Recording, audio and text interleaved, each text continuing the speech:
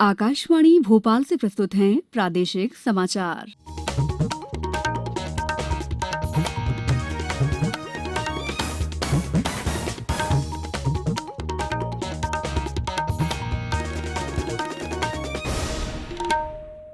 नमस्कार, समाचारों के साथ मैं दीपा सिंह। पहले मुख्य समाचार। समर्थन मूल्य पर गेहूं खरीदी के मामले में मध्य प्रदेश पूरे देश में पहले स्थान पर।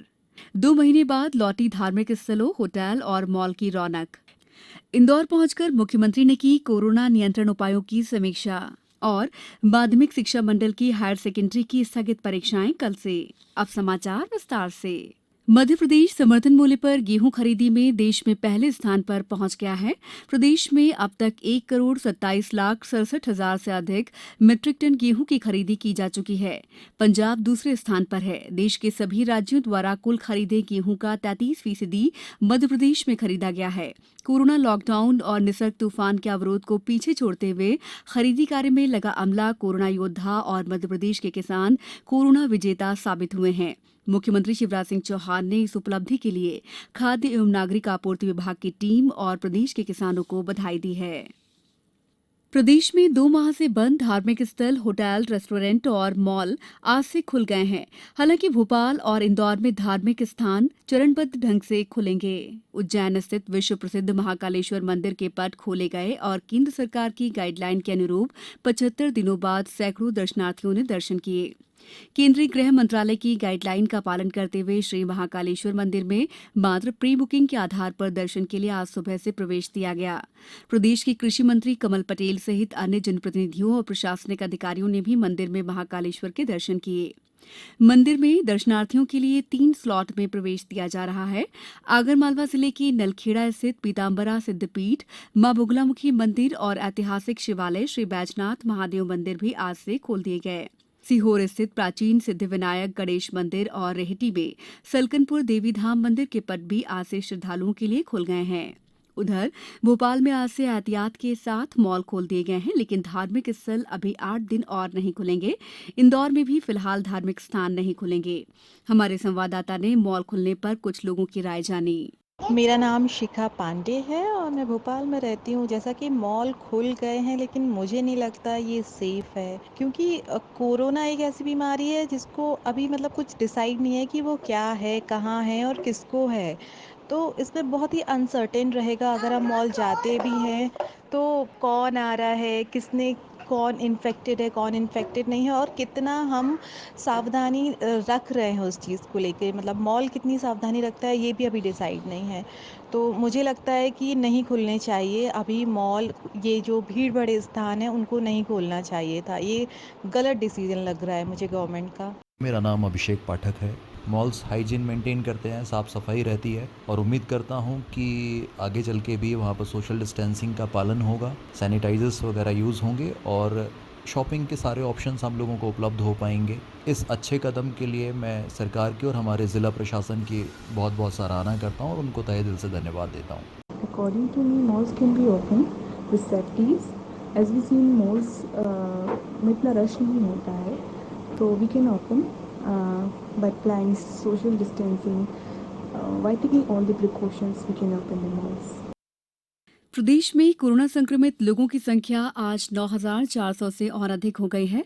वहीं भोपाल में आज 36 मरीज स्वस्थ होकर अस्पताल से अपने घर पहुंचे। उधर इंदौर जिले में 36 नए मामले सामने आने के बाद संक्रमितों की संख्या 3,785 हो गई है। वहीं मृतकों की संख्या 157 तक पहुंच गई है। राहत वाली बात यह है कि अब तक 2,454 संक्रमित स्वस्थ होकर अपने घर लौट चुके हैं। नीमच जिले के लिए सोमवार को राहत भरी खबर आई। यहां 2 लोगों को स्वस्थ होने पर उनको घर भेजा गया है।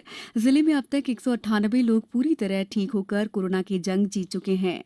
उज्जैन जिले में 12 नए मामले सामने आने के बाद अब संक्रमित लोगों की संख्या बढ़कर 725 हो गई है। शहडोल जिले में पॉजिटिव मरीजों की संख्या बढ़कर 14 हो गई है। हालांकि इनमें से 6 ठीक होकर अपने घर जा चुके हैं। आज एक पॉजिटिव मामला सामने आया है। भिंड जिले में कोरोना संक्रमित की लगातार बढ़ रहे मामलों को देखते हुए जिले में 14 क्षेत्र कंटेनमेंट क्षेत्र घोषित किए गए हैं। जिले में संक्रमितों की संख्या 72 है। शिवपुरी जिले में कोरोना संक्रमण के 19 मामले सामने आ चुके हैं। इनमें से 10 संक्रमित स्वस्थ होकर अपने घर लौट चुके हैं। धार में आज एक और कोरोना मरीज मिलने से अब जिले में पॉजिटिव मरीजों की संख्या बढ़कर 129 हो गई है। कोविड महामारी के कारण प्रदेश में शहरी पथ व्यवसायियों का रोजगार और उनकी आजीविका प्रभावित हुई है। इन्हें एक बार फिर रोजगार से जोड़ने और उनकी पूरी जानकारी एकत्र करने के लिए शहरी असंगठित कामगार एकीकृत पोर्टल तैयार किया गया है। पंजीयन के बाद व्यवसायियों की पूरी जानकारी एक क्लिक में मिल सकेगी।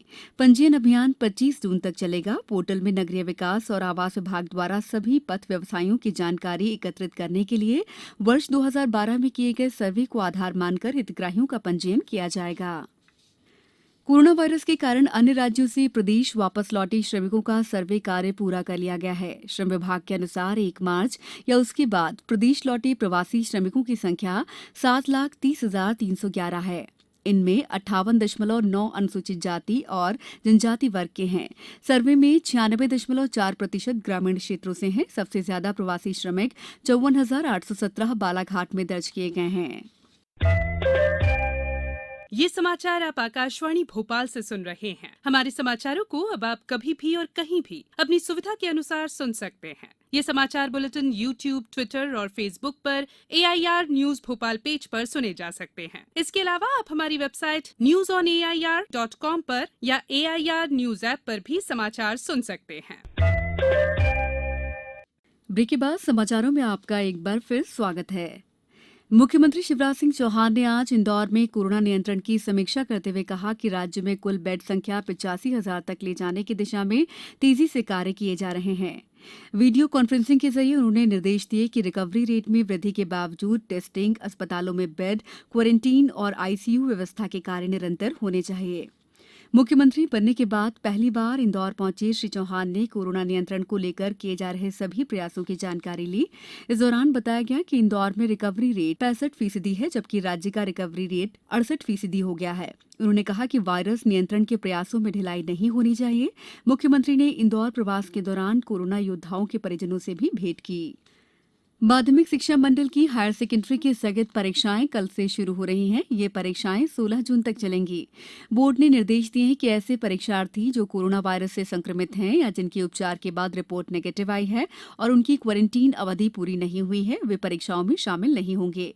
ऐसे विद्यार्थियों के लिए विशेष परीक्षा आयोजित की जाएगी।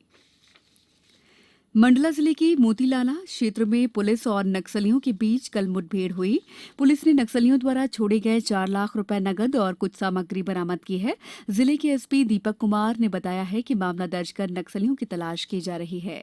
हमें लगातार जो नक्सलियों का मूवमेंट है उसकी खबर जब मिलती है तो हमारी पार्टीज उसके हिसाब से प्लानिंग करके रवाना होती हैं। कल में इसी तरह से हमको सूचना मिली थी जिसमें हमारी पार्टी ने दबिश दी थी।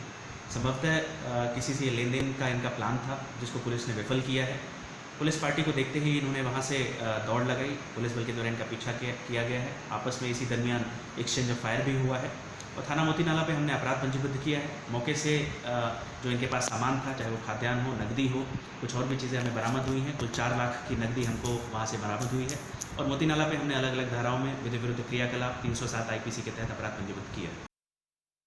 प्रदेश भाजपा अध्यक्ष विष्णुदत्त शर्मा ने कहा है कि पार्टी ने तय किया है कि मोदी सरकार के गौरवपूर्ण कार्यों को लेकर प्रदेश की जनता तक जाएगी और एक अभियान चलाकर जनता को मोदी सरकार के कामों की जानकारी दी जाएगी। अब कुछ समाचार संक्षेप में। शाजापुर जिले में एक निजी अस्पताल प्रबंधन द्वारा कथित तौर पर इलाज के पैसे नहीं देने पर मरीज को पलंग से बांधने की घटना के संबंध में राज्य मानवाधिकार आयोग ने 2 सप्ताह में जिला प्रशासन से प्रतिवेदन मांगा है। वहीं पुलिस ने प्रकरण कायम किया है। अखिल भारतीय किसान सभा ने 10 जून को देशव्यापी प्रदर्शन कर केंद्र सरकार द्वारा जारी किए गए अध्यादेशों की प्रतियां जलाने का आह्वान किया है। राष्ट्रीय क्षय उन्मूलन कार्यक्रम के अंतर्गत सीहोर जिले ने टीबी उन्मूलन कार्यक्रमों में उत्कृष्ट प्रदर्शन के लिए प्रदेश में प्रथम स्थान प्राप्त किया है। रायसेन जिले में बाढ़ की स्थिति के दौरान बचाव और राहत कार्यों तथा पूर्व तैयारी के लिए बाढ़ आपदा प्रबंधन की बैठक आज कलेक्टर उमाशंकर भार्गव की अध्यक्षता में की गई। अंत में मुख्य समाचार एक बार फिर। समर्थन मूल्य पर गेहूं खरीदी के मामले में मध्य प्रदेश पूरे देश में पहले स्थान पर। 2 महीने बाद लौटी धार्मिक स्थलों, होटल और मॉल की रौनक। इंदौर पहुंचकर मुख्यमंत्री ने की कोरोना नियंत्रण उपायों की समीक्षा और माध्यमिक शिक्षा मंडल की हायर सेकेंडरी की स्थगित परीक्षाएं कल से।